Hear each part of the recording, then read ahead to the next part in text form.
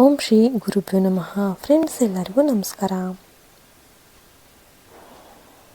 ಎಲ್ಲ ವೃಶ್ಚಿಕ ರಾಶಿಯ ಆತ್ಮೀಯರಿಗೆ ಹೃದಯಪೂರ್ವಕ ನಮಸ್ಕಾರ. ವೃಶ್ಚಿಕ ರಾಶಿಯವರೇ, ಈ ವಿಡಿಯೋ ನಿಮ್ಮ ಮುಂದೆ ಬಂದಿದೆ ಅಂದರೆ ಇದು ಕೇವಲ ಆಕಸ್ಮಿಕ ಅಲ್ಲ. ನಿರ್ಲಕ್ಷ್ಯ ಮಾಡೋದಕ್ಕೆ ಹೋಗಬೇಡಿ, ಯಾಕೆಂದರೆ ಇದು ನಿಮ್ಮ ಜೀವನದಲ್ಲಿ ಬರಲಿರುವ ದೊಡ್ಡ ತಿರುವಿನ ಮುನ್ಸೂಚನೆ. ಕಳೆದ ಕೆಲವು ತಿಂಗಳುಗಳಿಂದ ನೀವು ಅನುಭವಿಸುತ್ತಿರುವ ನೋವು, ಒತ್ತಡ, ಗೊಂದಲ, ನಿದ್ದೆ ಇಲ್ಲದ ರಾತ್ರಿಗಳು, ಯಾರಿಗೂ ಹೇಳಲಾಗದ ಭಾರ ಇವೆಲ್ಲವೂ ನಿಮ್ಮ ಮನಸ್ಸನ್ನು ಸಂಪೂರ್ಣವಾಗಿ ಕಲುಷಿತಗೊಳಿಸಿದೆ. ಎಷ್ಟು ಶ್ರಮಪಟ್ಟರೂ ಫಲ ಕಾಣದ ಅನುಭವ, ಹಣ ಕೈಯಲ್ಲಿ ನಿಲ್ಲದ ಸ್ಥಿತಿ, ನಂಬಿದವರಿಂದಲೇ ಮೋಸವಾದ ಭಾವನೆ, ಕುಟುಂಬದಲ್ಲೇ ಅರ್ಥವಾಗದ ಒಂದು ಒತ್ತಡ, ಆ ಥರ ವಾತಾವರಣ ಇವೆಲ್ಲವೂ ಕೂಡ ನಿಮ್ಮ ಜೀವನದಲ್ಲಿ ಒಂದೇ ಸಮಯದಲ್ಲಿ ಸಂಭವಿಸಿದಾಗ ನೀವು ಒಳಗೊಳಗೆ ಕುಸಿದಿದ್ರಿ. ಆದರೆ ವೃಶ್ಚಿಕ ರಾಶಿಯವರೇ, ನೀವು ತಿಳಿದುಕೊಳ್ಬೇಕಾದ ಸತ್ಯ ಏನೆಂದರೆ, ಈ ಎಲ್ಲ ಘಟನೆಗಳು ನಿಮ್ಮನ್ನು ನಾಶಪಡಿಸೋದಕ್ಕೆ ಅಲ್ಲ, ನಿಮ್ಮ ಜೀವನದ ಮುಂದಿನ ಹಂತಕ್ಕೆ ಸಿದ್ಧಗೊಳಿಸೋದಕ್ಕೆ ಇದೆ. ಶನಿ ನಿಮ್ಮ ಸಹನೆಯನ್ನು ಪರೀಕ್ಷೆ ಮಾಡ್ತಾ ಇದ್ದಾರೆ. ರಾಹು ನಿಮ್ಮ ಸುತ್ತಲಿನ ಜನರ ನಿಜ ಮುಖವನ್ನು ತೋರಿಸ್ತಾ ಇದ್ದಾರೆ. ಕೇತು ನಿಮ್ಮ ಅಹಂಕಾರವನ್ನು ಕರಗಿಸಿ ನಿಮ್ಮ ಆತ್ಮಬಲವನ್ನು ಜಾಗೃತಗೊಳಿಸ್ತಾ ಇದ್ದಾರೆ. ಅದಕ್ಕೇ ಇತ್ತೀಚೆಗೆ ನೀವು ಹೆಚ್ಚು ಮಾತನಾಡೋದಿಲ್ಲ, ಹೆಚ್ಚು ನಗೋದಿಲ್ಲ, ಆದರೆ ಎಲ್ಲವನ್ನ ಗಮನ ಕೊಟ್ಟು ನೋಡ್ತಾ ಇದ್ದೀರಾ.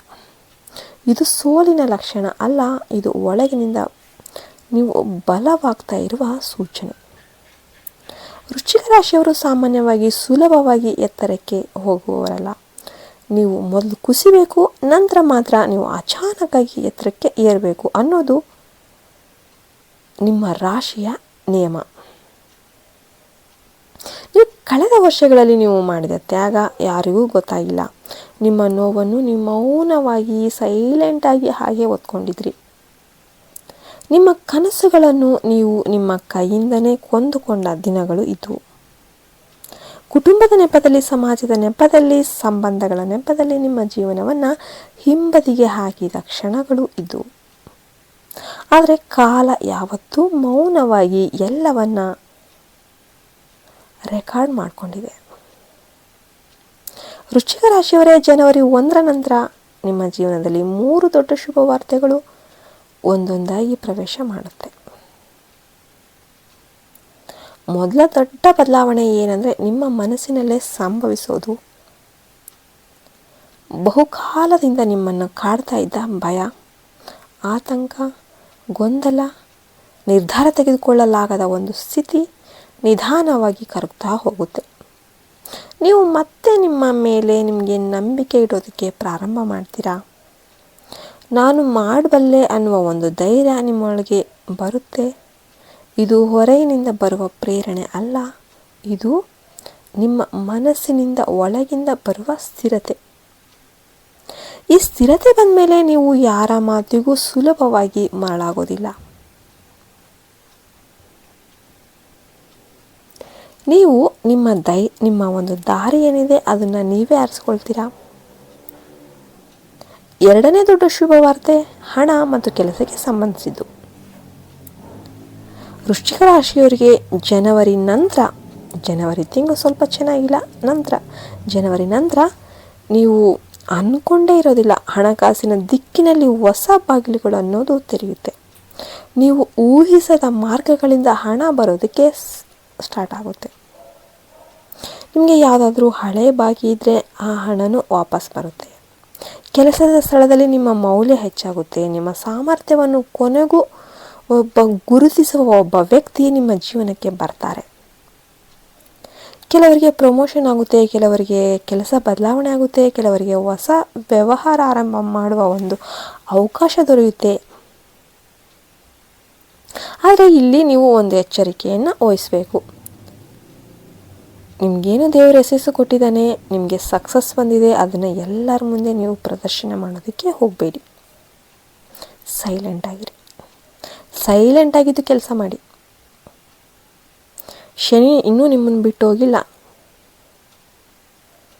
ಶನಿ ಇನ್ನೂ ನಿಮಗೆ ಶಿಸ್ತನ್ನು ಕಲಿಸ್ತಾ ಇದ್ದಾನೆ. 3ನೇ ಮತ್ತು ಅತ್ಯಂತ ದೊಡ್ಡ ಶುಭವಾರ್ತೆ ನಿಮ್ಮ ಕುಟುಂಬ ಜೀವನಕ್ಕೆ ಸಂಬಂಧಿಸಿದ್ದು. ವೃಶ್ಚಿಕ ರಾಶಿಯವರೇ, ನಿಮ್ಮ ಮನೆಯಲ್ಲಿ ಬಹುಕಾಲದ ನಂತರ ನಗು, ಸಂಭ್ರಮ, ಸಂತೋಷ ಮರಳಿ ಬರ್ತಾ ಇದೆ. ಮದುವೆಗೆ ಸಂಬಂಧಿಸಿದ ಮಾತುಕತೆ ಪಕ್ಕಾ ಆಗುತ್ತೆ. ಮಕ್ಕಳ ವಿಷಯದಲ್ಲಿ ಶುಭ ಸುದ್ದಿಯನ್ನು ಕೇಳ್ತೀರಾ, ಅಥವಾ ಕುಟುಂಬದಲ್ಲಿ ನಿಂತಿದ್ದ ಒಂದು ದೊಡ್ಡ ಸಮಸ್ಯೆ ಶಾಶ್ವತವಾಗಿ ಪರಿಹಾರ ಆಗುತ್ತೆ. ಅದಕ್ಕೋಸ್ಕರನೇ ಜ್ಯೋತಿಷ್ಯ ಶಾಸ್ತ್ರದಲ್ಲಿ ಹೇಳ್ತಾ ಇದ್ದಾರೆ, ವೃಶ್ಚಿಕ ರಾಶಿಯವರು ಜನವರಿ 1ರ ನಂತರ 100 kg ಸಿಹಿಯನ್ನು ಆರ್ಡರ್ ಮಾಡೋದಕ್ಕೆ ಸಿದ್ಧ ಇರಬೇಕು. ಇದು ಕೇವಲ ಮಾತಲ್ಲ, ನಿಮ್ಮ ಜೀವನದಲ್ಲಿ ಸಿಹಿ ತುಂಬುವ ಸಮಯ ಅಂತ ಅರ್ಥ. ವೃಶ್ಚಿಕ ರಾಶಿಯವರೇ, ಈ ಶುಭ ಫಲಗಳು ಸಂಪೂರ್ಣವಾಗಿ ನಿಮ್ಮ ಜೀವನಕ್ಕೆ ಪ್ರವೇಶ ಮಾಡಬೇಕಂದ್ರೆ ನೀವು ಈ ಒಂದು ಕೆಲಸವನ್ನು ಮಾಡಲೇಬೇಕು. ನೀವು ನಿಮ್ಮ ಜೀವನದಲ್ಲಿ ಈಗಾಗಲೇ ತಮ್ಮ ಪಾತ್ರ ಮುಗಿಸಿದ ಜನರನ್ನು ಬಿಡಬೇಕು. ಕೆಲವರು ನಿಮ್ಮ ಒಳ್ಳೆಯತನವನ್ನು ದುರುಪಯೋಗ ಮಾಡಿಕೊಂಡಿದ್ದಾರೆ. ಕೆಲವರು ನಿಮ್ಮ ನೋವನ್ನು ನೋಡಿ ಒಳಗೊಳಗೆ ಸಂತೋಷ ಪಟ್ಟಿದ್ದಾರೆ. ಇನ್ನು ಮುಂದೆ ಅಂಥವರನ್ನು ನೀವು ನಿಮ್ಮ ಜೀವನದಲ್ಲಿ ಇಟ್ಕೊಂಡ್ರೆ ಈ ದೈವಿಕ ಆಶೀರ್ವಾದಗಳು ಸಂಪೂರ್ಣವಾಗಿ ನಶಿಸಿ ಹೋಗುತ್ತೆ.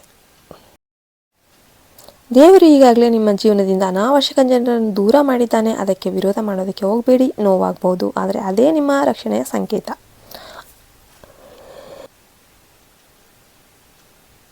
ಆರೋಗ್ಯದ ವಿಷಯದಲ್ಲಿ ಸ್ವಲ್ಪ ಎಚ್ಚರಿಕೆ ಆಗುತ್ತೆ. ವಿಶೇಷವಾಗಿ ರಕ್ತದ ಒತ್ತಡ, ನಿದ್ದೆ ಸಮಸ್ಯೆ, ಮಾನಸಿಕ ಒತ್ತಡ ಇವುಗಳ ಕಡೆ ಗಮನ ಕೊಡಿ. ಪ್ರಾರ್ಥನೆ ಮಾಡಿ, ಧ್ಯಾನ ಮಾಡಿ, ಹನುಮಾನ್ ಚಾಲಿಸ ಪಠಿಸಿ, ಎಲ್ಲವೂ ಕೂಡ ಒಳ್ಳೆಯದಾಗುತ್ತೆ ಅಂತ ಹೇಳ್ತಾ ನಾನು ಈ ವಿಡಿಯೋವನ್ನು ಮುಗಿಸ್ತಾ ಇದ್ದೇನೆ. ಜೈ ಹಿಂದ್, ಜೈ ಭಾರತ್ ಮಾತೆ. ಹರಿ ಓಂ ತತ್ಸತ್. ಸರ್ವೇ ಜನೋ ಸುಖಿನೋ ಭವಂತು.